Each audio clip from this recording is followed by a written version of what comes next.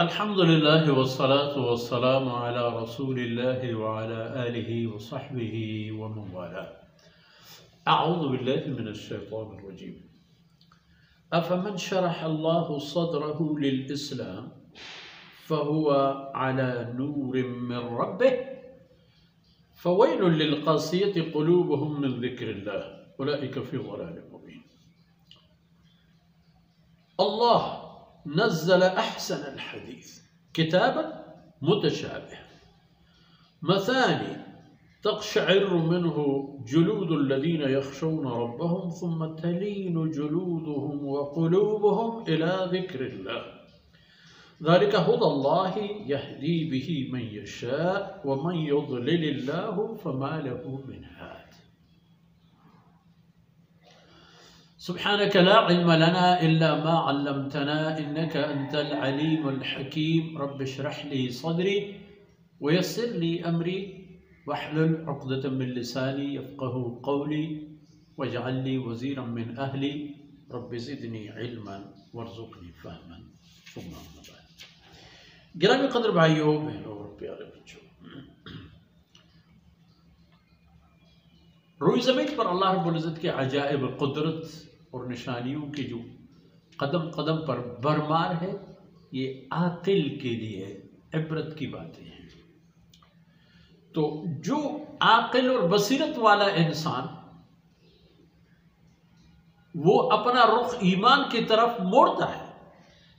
افمن شرح اللہ صدرہ للاسلام، تو کیا وہ آدمی جس کے دل اللہ رب العزت نے کھول دیا ہو اسلام کے لیے، اسلامی عقائد و اعمال و ایمان اپنانے کے لیے، تو کیا وہ اس آدمی کی طرح ہوگا جس کے دل اسلام کے لیے بند ہے اور اس کے دماغ اسلام کے لیے بند ہے اور اسلام کی کوئی نور اور رشد و ہدایت کی کوئی بات اس کے پلے نہیں پڑے گی؟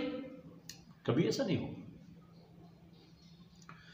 تو فہو علی نور من ربہ، جس کا سینہ بصیرت اسلام کے لیے کھل گیا، وہ اپنے رب کے طرف سے روشنی پر ہے. فویل للقاسیۃ قلوبہم من ذکر اللہ، اور جس نے اسلام کو قبول نہ کیا وہ سنگ دل اور سخت دل بن گئے اور اسلام نے ان پر کوئی اثر نہیں کیا، تو ان کے لیے تباہی ہے.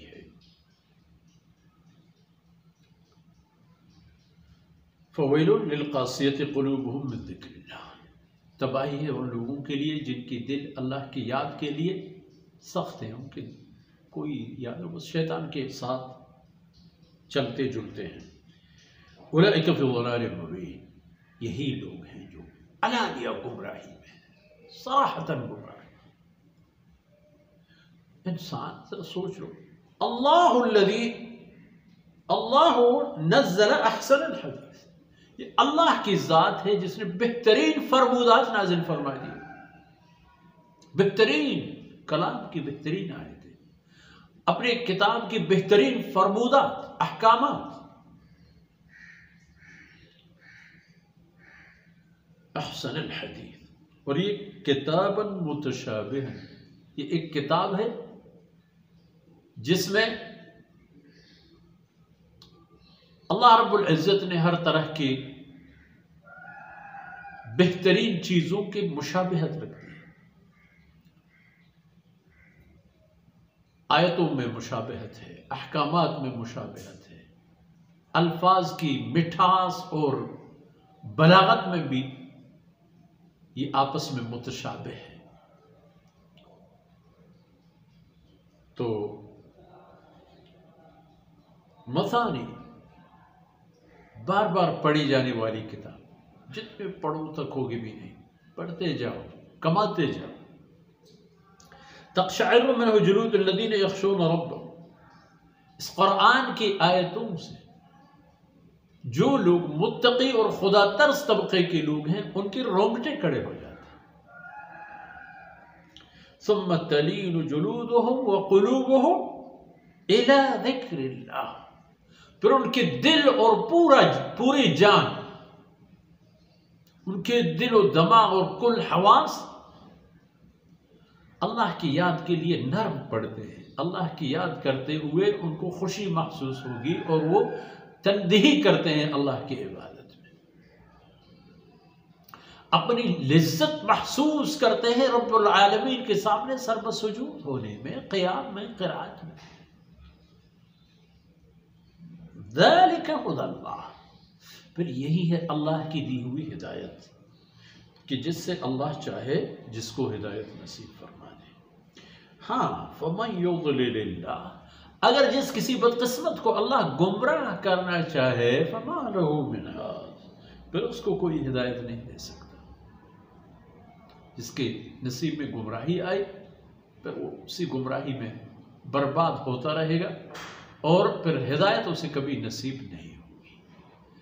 انسان کو اپنی طرف سے ایک تیاری دکھانی ہے اللہ رب العزت کہ یا رب العالمین میں بھی ہوں، مجھے بھی قبول فرما۔ دامن پھیلائے، ہاتھ پھیلائے، نظر اٹھا کے اللہ کی رحمتوں کی طرف دے کے اپنے آپ کو تیار کر دے بارش قبول کرنے کے لیے، تو اللہ کی رحمتوں کی بارشیں برسیں گی۔ ان معروضات کے ساتھ ہی آج کی باتیں اختتام پذیر ہوتی ہیں۔ اللہ رب العزت کوتاہیوں سے درگزر فرمائے۔ وصلی اللہ علی نبینا محمد وعلی آلہ وصحبہ۔